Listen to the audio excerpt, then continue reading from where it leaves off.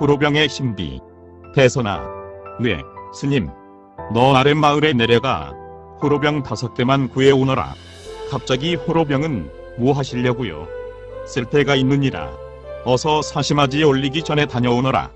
대선 사미가 마을로 내려가자 원효 스님은 동해가 내려다 보이는 큰 바위에 가부좌를 틀고 섬정에 들었다. 어떻게 할까?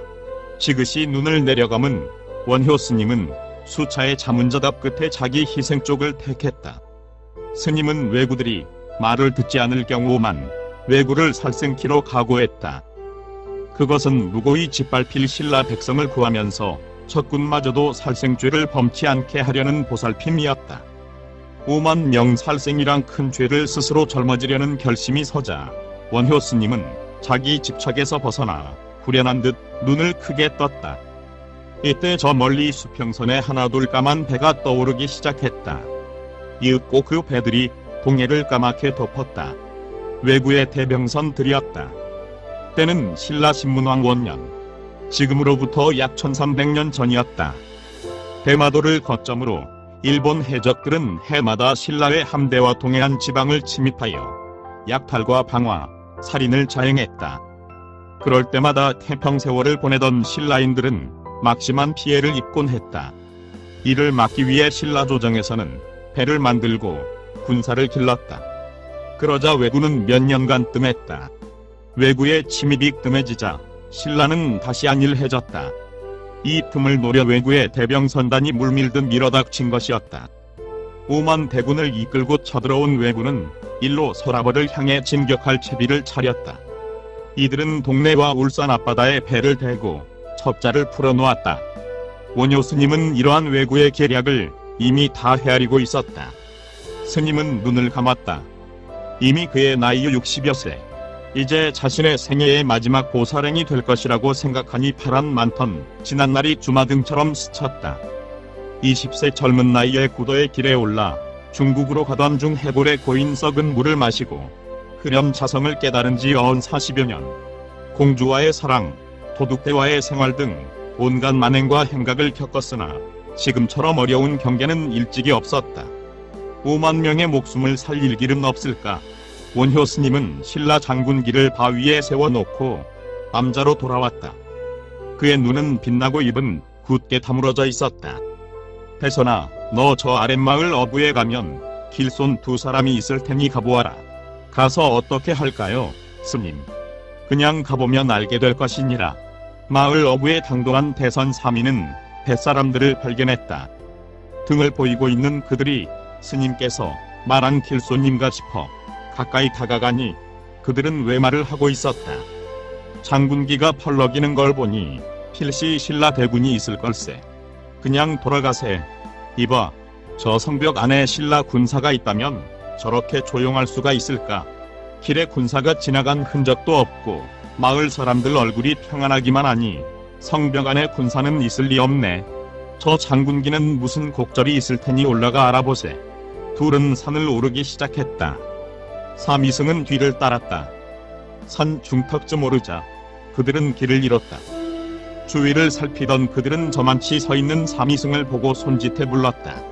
우리는 뱃사람인데 길을 잃었구나. 저기 장군기가 있는 곳을 가려는데 안내 좀 해주겠느냐? 그러고 말고요. 저 절은 제가 사는 미르감이에요. 함께 가시죠. 고맙다. 그런데 저 깃발은 무슨 깃발이지? 저 근처에 군사들이 있니? 아뇨. 이들이 외국의 첩자라고 생각한 대선은 조심스럽게 대답했다. 그럼 저 뒷산 성벽 안에도 없니? 글쎄요. 그건 저도 잘 모르겠는데요. 아마 없을 거예요. 봐라. 내가 없다고 했잖아. 이제 그만 돌아가자. 두 녀석이 막 길을 내려가려는데 장군기가 세워진 바위 위에서 우렁찬 소리가 들렸다. 여보시오. 두 분 길손은 잠깐 들렀다 하시오. 스님. 저희들은 바빠서 그냥 돌아가렵니다. 다음날 찾아뵙지요. 어허, 모처럼 오셨는데 그냥 가시다뇨. 대선아, 어서 모셔오너라. 야, 그냥 달아나는 게 어때? 아니야, 달아나면 의심을 살 테니 구경이나 해보자. 어쩔 수 없이 암자에 들어선 두 녀석은 두리번거리며 속삭였다. 이런 그들을 뚫어지게 바라보던 스님이 입을 열었다. 어디서 오셨소? 기장에서 왔습니다. 기장. 그럼 왜군을 만났겠군. 왜군이라뇨? 못 봤는데요. 못 봤다고. 내가 네 자신을 못 봤다고 하다니 너희가 왜인이 아니고 무엇이냐? 스님이 호통을 치자 한 녀석이 재빨리 품에서 비수를 꺼내 스님을 향해 찔렀다. 순간 네 이놈! 대가릴성과 함께 선사의 주장자가 허공을 쳤다. 칼을 빼든 왜군은 그 자리에 쓰러져 정신을 잃었다. 이를 본 한 녀석은 목숨을 길었다. 이윽고 다른 녀석이 정신을 차리자 스님은 그들 앞에 호로병 5개를 나란히 놓았다. 너희가 내 말을 들으면 무사할 것이나 만약 어기면 너희들은 물론 오만 대군이 죽음을 면치 못할 것이니라. 선사는 붓을 들어 호로병 목에 동그랗게 금을 그었다. 그러자 두 녀석의 목이 아프면서 조여들었다. 그리고 목에는 호로병과 같은 핏먹물 진 붉은 동그라미가 생기는 것이 아닌가.